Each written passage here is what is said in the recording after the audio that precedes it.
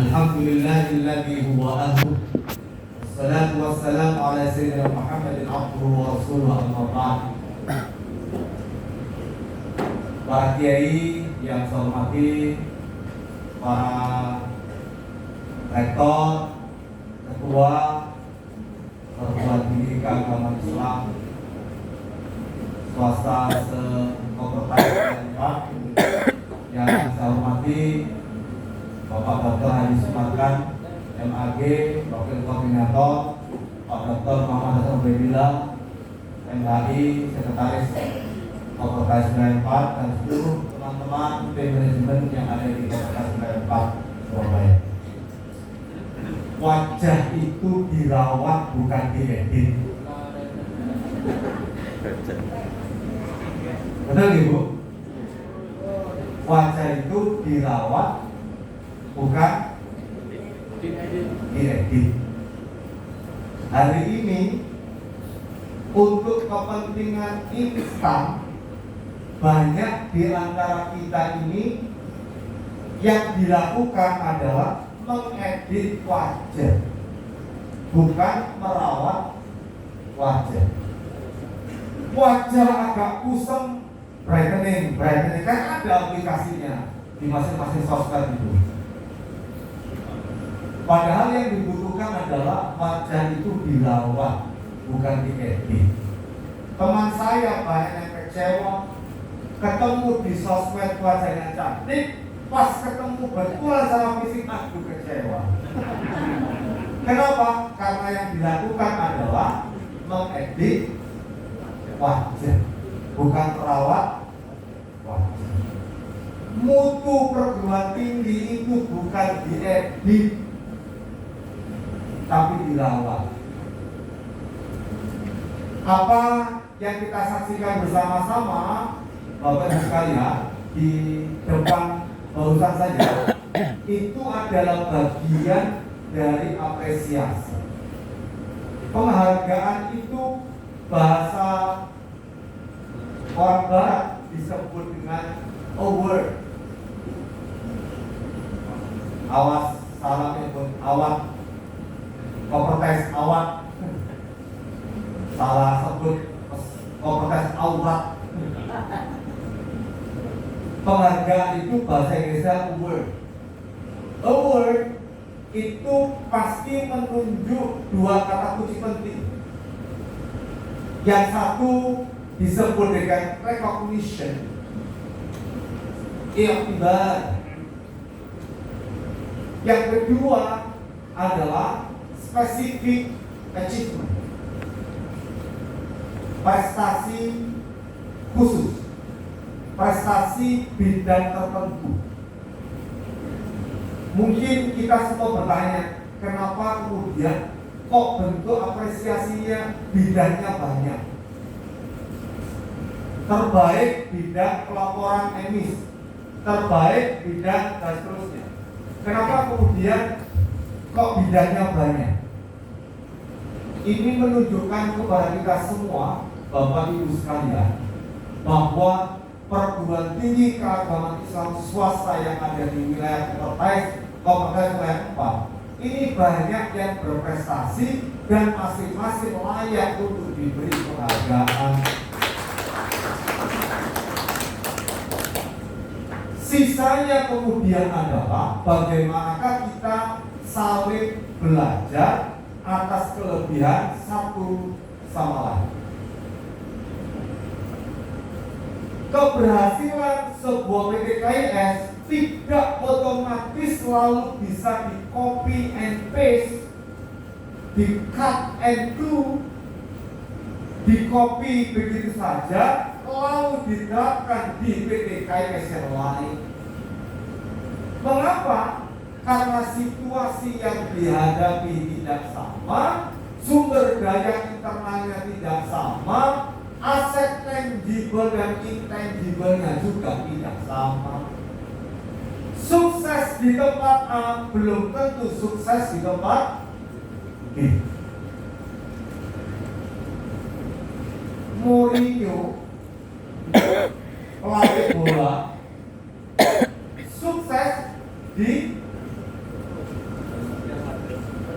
Real Madrid tapi dia sukses di Chelsea.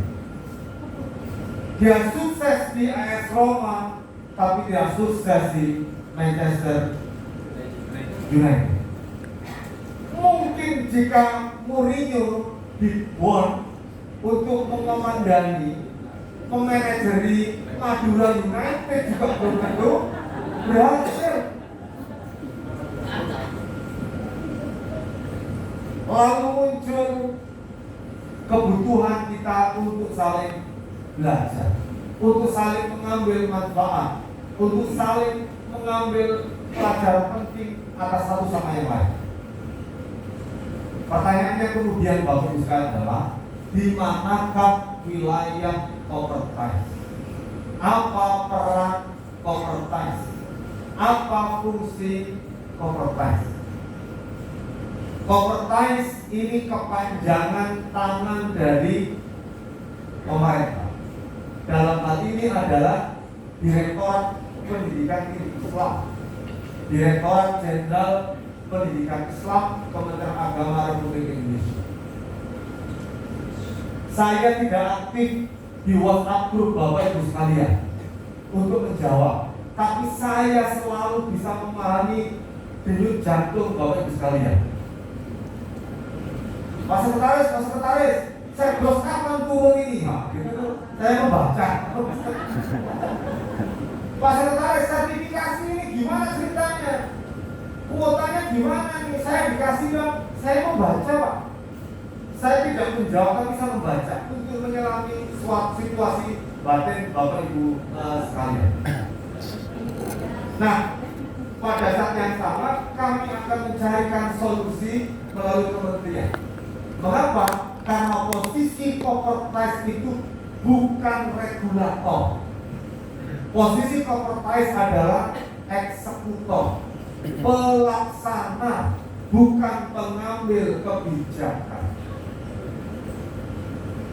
Karena pelaksana, maka kalau dibutuhkan kebijakan tertentu atas isu dan praktek tertentu, pasti kami akan konsultasi ke pemilik kuasa regulasi.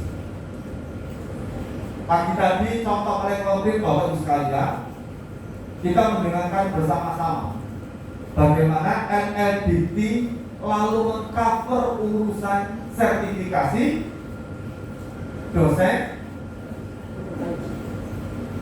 PAI yang ada di perguruan tinggi umum.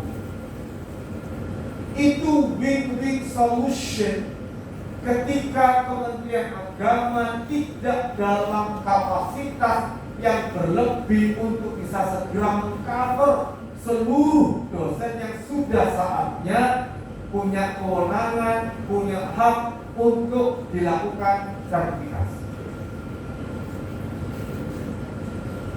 Maka Bapak Ibu sekalian, posisi Covertise kalau kita merujuk kepada kewenangan yang ada adalah melakukan pengawasan, pengendalian, dan pembinaan.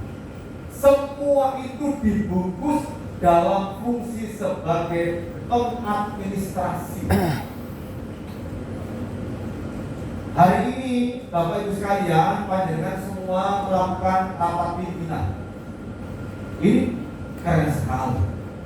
Dan rapi forum pimpinan dalam pandangan diktif Kementerian Agama yang paling efektif, paling aktif, paling kontributif untuk pengembangan PTKS adalah forum pimpinan PTKS yang ada di Covertise wilayah 4 Surabaya.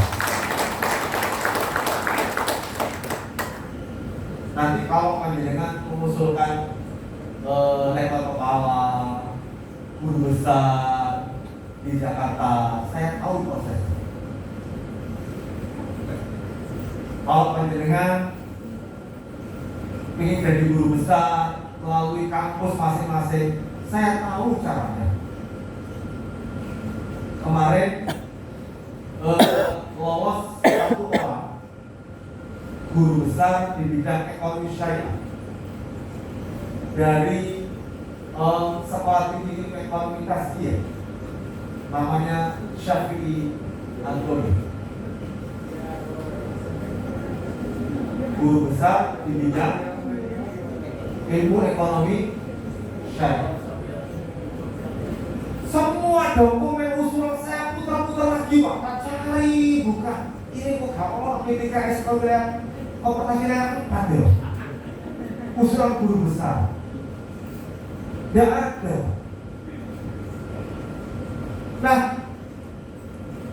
Pak Syafi'i Antonio kalau jadi guru besar bidang ilmu ekonomi syariah dari PTKIS Jawa Barat. Saya tentu berharap Bapak Ibu sekalian tahun depan muncul profesor atau guru besar dari PTKIS di kompetensi wilayah Bapak. Saya tunggu. Yang lektor jangan lama-lama, urusan galak panjenengan ini.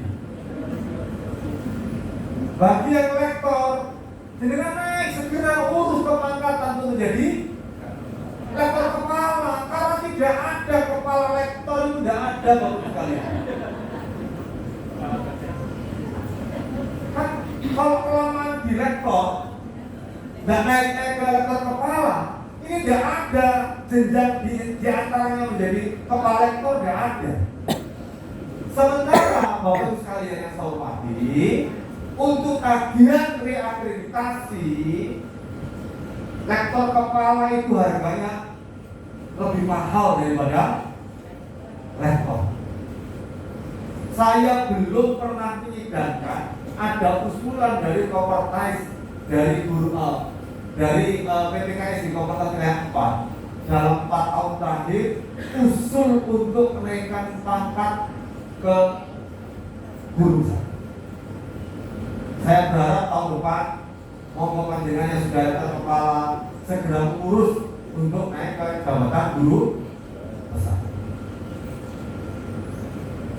Berikutnya, Bapak sekalian, prestasi internasional mahasiswa sangat penting untuk membantu akreditasi panjenengan. Alumni ini, mohon maaf, para kiai, bapak ibu yang saya hormati, para rektor, para ketua, ngurusi pembelajaran ini kita masih kedodoran. Betul? RPS kedodoran, dosen kedodoran, kemudian pelaporan ke PDDI kita sering kedodoran, kedata emis kita kedodoran, sering terlambat, bahasa panduannya outstanding. Lalu kan kita belum pernah ngurusi soal pressure studies. Izin para rektor, para ketua yang saya hormati, pressure studies studi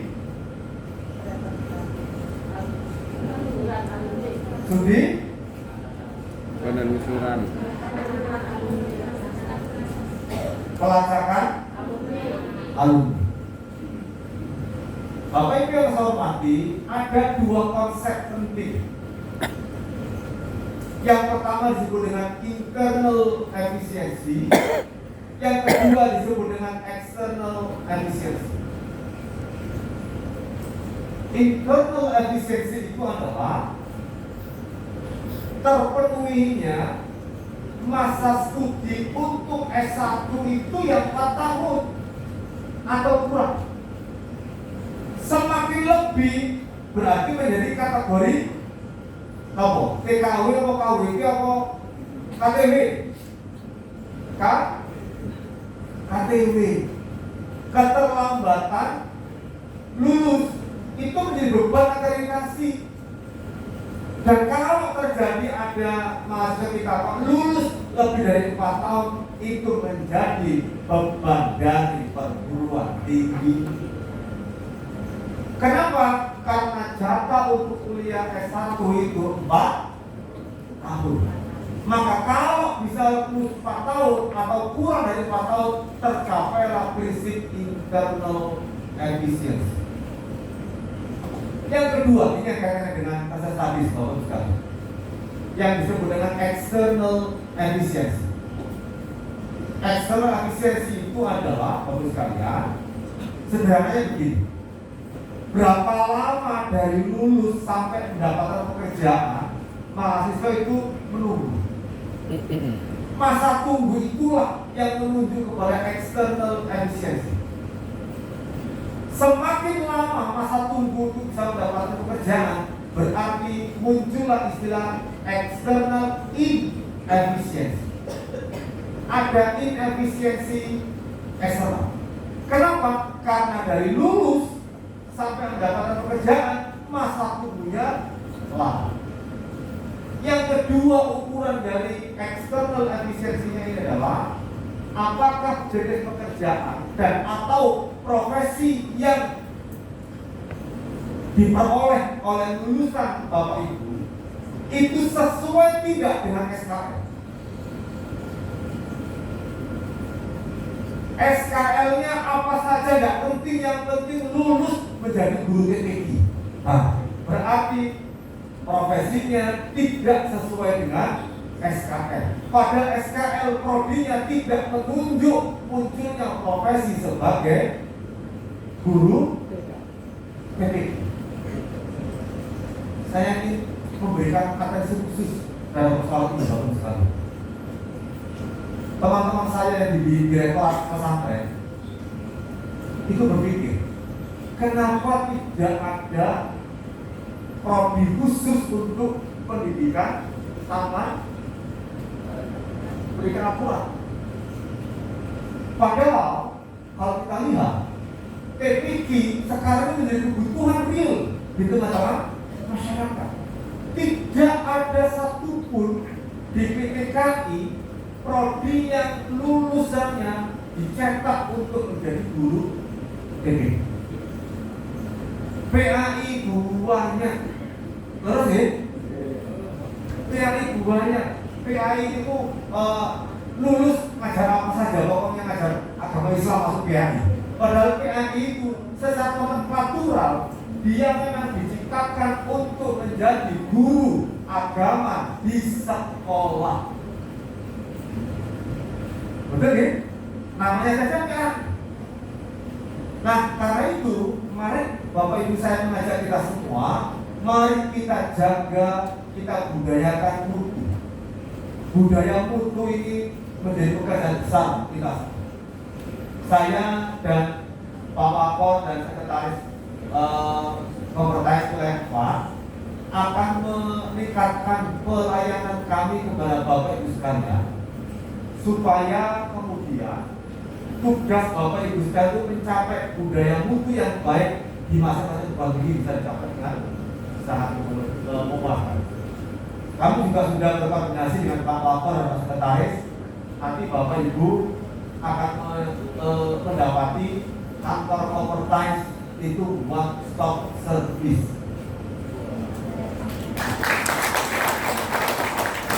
Panjenengan tidak perlu masuk ke ruangan-ruangan, tidak perlu. Cukup di depan dilayani oleh staf, kebutuhan panjenengan nopo, lalu staf yang akan muter menyelesaikan problem layanan itu semua, keluar sudah untuk layanan yang Bapak butuhkan. Tidak perlu keluar masuk ruangan.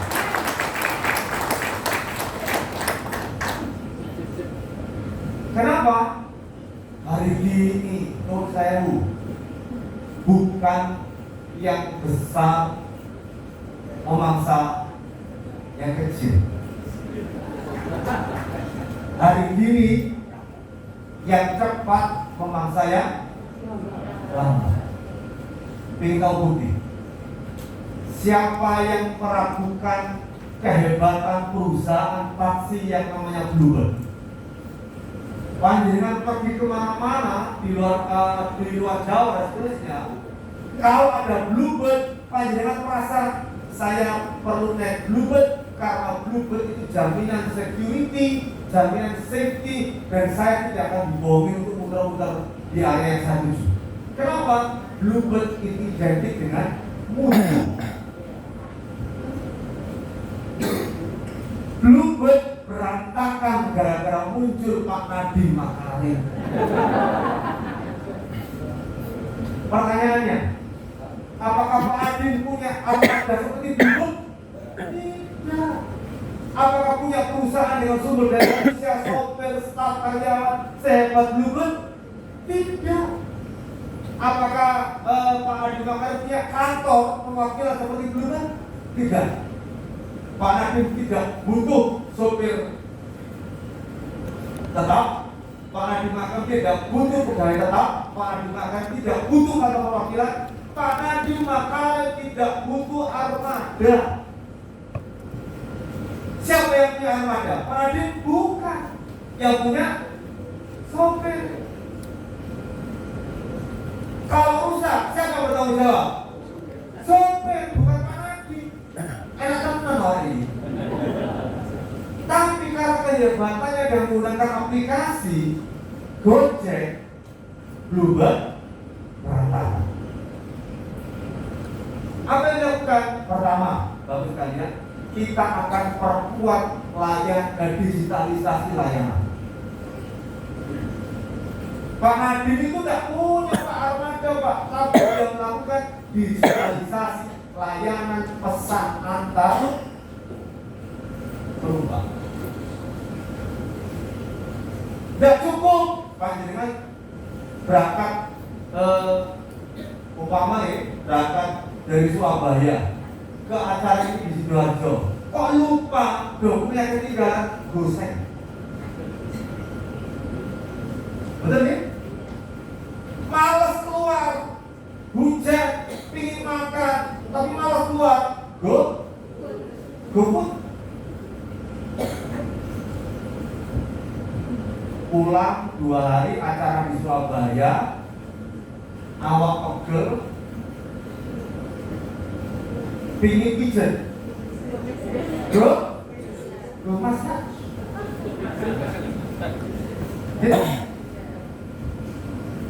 Yang tidak ada itu adalah GoWife. Panjangan di sini isi di rumah GoWife. Jadi semua kebutuhan orang modern dilayani oleh Pak Nadiem. Akhirnya kemudian Gojek meningkat pula tempat yang lain yang namanya Grab dan seterusnya. Apakah mereka punya armada? Tidak, Pak. Itu enak sekali perusahaan Gojek Surabaya tidak bayar pegawai. Kalau ada armada rusak nggak tanggung jawab, tinggal pakai komisi. Selesai. Hari ini bukan yang besar memangsa yang kecil, tapi yang cepat memangsa yang lama. Kopertas wilayah 4 akan memperkuat digitalisasi layanan. Yang kedua, Kopertas wilayah 4 akan menyederhanakan proses layanan. Kalau selama ini Bapak Ibu kalau datang ke kantor Kopertas, keluar masuk ruangan, segera setelah ini akan ada renovasi kantor Kopertas, panjenengan tinggal berdiri di depan, Mbak, Mas, saya butuh ini, serahkan dokumen, panjenengan tinggal di situ, tidur boleh, ya mau jadi tinggal boleh, datang selesai, nggak perlu tuh keluar masuk ruangan, apalagi setiap kasus itu ada sesuatu yang beredar lah. Kita ciptakan tata kelola, akuntabel dan transparan. Digitalisasi, penyederhanaan proses pelayanan. Kita berharap bagi sekalian sebagai wakil pemerintah pusat yang ada di wilayah 4 Surabaya, Kopertas wilayah 4 selalu berusaha untuk memperbaiki kinerja untuk mempercepat layanan administrasi bagi Bapak Ibu sekalian. Apa yang tadi kita saksikan di depan adalah bagian dari prestasi Bapak Ibu. Kita berharap bahwa apa yang diraih oleh Bapak Ibu, para ketua, para rektor di depan tadi menjadi inspirasi bagi kita. Atas nama pimpinan Kopertas wilayah 4, saya koordinator dan Pak Wakor serta Pak Sekretaris menyampaikan terima kasih kepada Bapak Ibu sekalian telah bersama-sama membesarkan PT KIS yang ada di Jawa Timur, dan sekaligus terima kasih atas perkenannya untuk bersama-sama menjaga kondusivitas penyelenggaraan pendidikan tinggi keagamaan Islam yang ada di Jawa Timur. Mari kita bersama-sama Bapak sekalian untuk mengucapkan pepatah yang sangat populer di masyarakat barat. If you want to go fast, go alone. But if you want to go far, go together. Jika kau ingin jalan cepat, sendirian saja. Tapi jika kau ingin jalan jauh, jalanlah bareng-bareng. Karena kalau panjenengan masuk surga sendirian, kecelit. Mari kita masuk surga bareng-bareng. Kita tahan nafas bareng-bareng. Karena untuk bisa melakukan perjalanan jauh butuh nafas panjang, bukan nafas lebar. Terima kasih. Kalau mohon maaf. Selamat. Segera kita akan ikuti bersama-sama rapat pimpinan untuk menentukan forum pimpinan PTKIS se-Jawa Timur dalam bentuk review yang nanti akan kita proses berikutnya. Wassalamualaikum warahmatullahi wabarakatuh.